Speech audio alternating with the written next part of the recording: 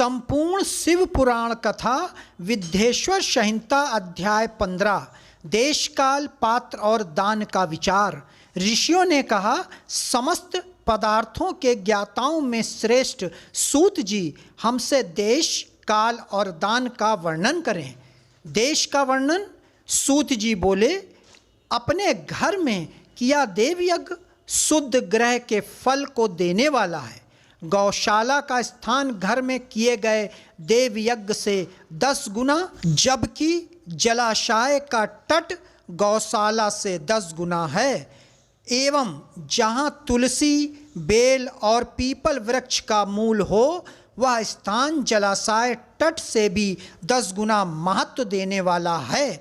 देवालय उससे भी अधिक महत्व रखता है।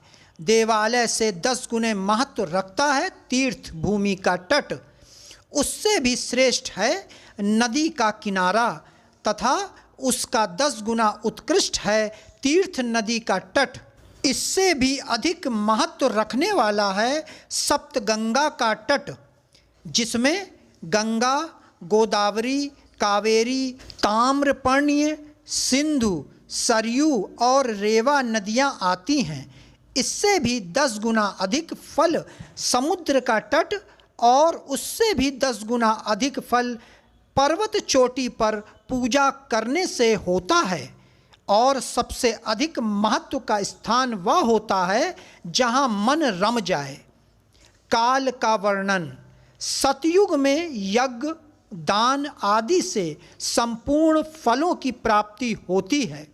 त्रेता में 1/3, द्वापर में आधा, कलयुग में इससे भी कम फल प्राप्त होता है। परंतु शुद्ध हृदय से किया गया पूजन फल देने वाला होता है। इससे 10 गुना फल सूर्य संक्रांति के दिन, उससे 10 गुना अधिक फल तुला और मेष की संक्रांति में, तथा चंद्र ग्रहण में उससे भी 10 गुना फल मिलता है। सूर्य ग्रहण में उससे भी 10 गुना अधिक फल प्राप्त होता है। महापुरुषों के साथ में वह काल करोड़ों सूर्य ग्रहण के समान पावन है, ऐसा ज्ञानी पुरुष मानते हैं। पात्र वर्णन। तपोनिष्ठ योगी और ज्ञाननिष्ठ योगी पूजा के पात्र होते हैं, क्योंकि ये पापों के नाश के कारण होते हैं। जिस ब्राह्मण ने 24 लाख गायत्री का जाप कर लिया हो, वह भी पूजा का पात्र है। वह संपूर्ण काल और भोग का दाता है। गायत्री के जाप से शुद्ध हुआ ब्राह्मण पवित्र है। इसलिए दान, जाप, होम और पूजा सभी कर्मों के लिए वही शुद्ध पात्र है। स्त्री या पुरुष जो भी भूखा हो, वही अन्नदान का पात्र है।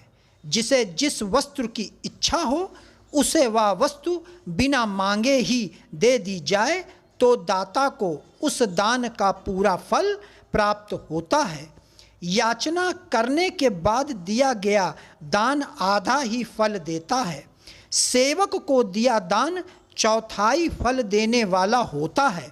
दीन ब्राह्मण को दिए गए धन का दान दाता को इस भूतल पर 10 वर्षों तक भोग प्रदान कराने वाला है। वेद वेता को दान देने पर वह स्वर्ग लोक में देवताओं के वर्ष से 10 वर्षों तक दिव्य भोग देने वाला है। गुरु दक्षिणा में प्राप्त धन शुद्ध द्रव्य कहलाता है। इसका दान संपूर्ण फल देने वाला है। क्षत्रियों का सौर से कमाया हुआ, वैश्यों का व्यापार से आया हुआ और शूद्रों का सेवा वृत्ति से प्राप्त किया धन उत्तम द्रव्य है। दान का वर्णन। गौ, भूमि, तिल, स्वर्ण, घी, वस्त्र, धान्य, गुड़, चांदी, नमक, कोहड़ा और कन्या नामक 12 वस्तुओं का दान करना चाहिए।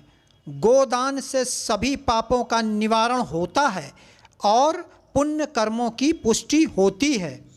भूमि का दान परलोक में आश्रय देने वाला होता है तिल का दान बल देने वाला तथा मृत्यु का निवारक होता है। स्वर्ण का दान वीरदायक और घी का दान पुष्टिकारक होता है।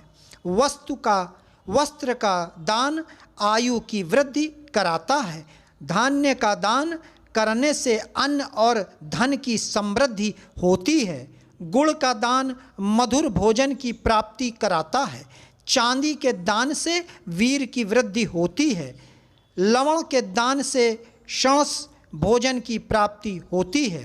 कोहड़ा या कुसमाड्य के दान को पुष्टिदायक माना जाता है। कन्या का दान आजीवन भोग देने वाला होता है। जिन वस्तुओं से श्रवण आदि इंद्रियों की तृप्ति होती है उसका सदा दान करें। वेद और शास्त्र को गुरु मुख से ग्रहण करके कर्मों का फल अवश्य मिलता है। इसे ही उच्च कोटि की आस्तिकता कहते हैं।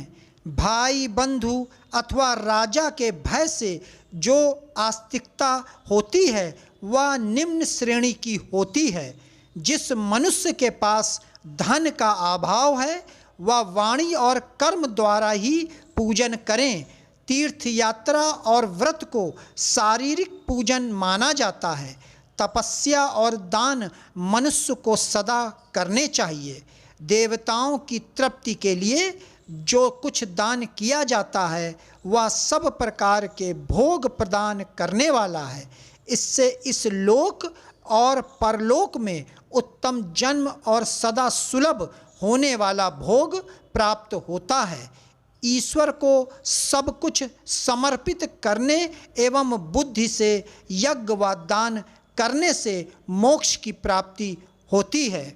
भक्तों, आगे की कथा विद्येश्वर संहिता अध्याय 16 अवश्य सुने। आशा करता हूँ कि यह संपूर्ण शिव पुराण कथा आप सभी को सुनने में अवश्य पसंद आ रही होगी। तो हमें कमेंट में ओम नमः शिवाय लिखना ना भूलें और हमारे चैनल को लाइक करें, सब्सक्राइब करें। नमस्कार।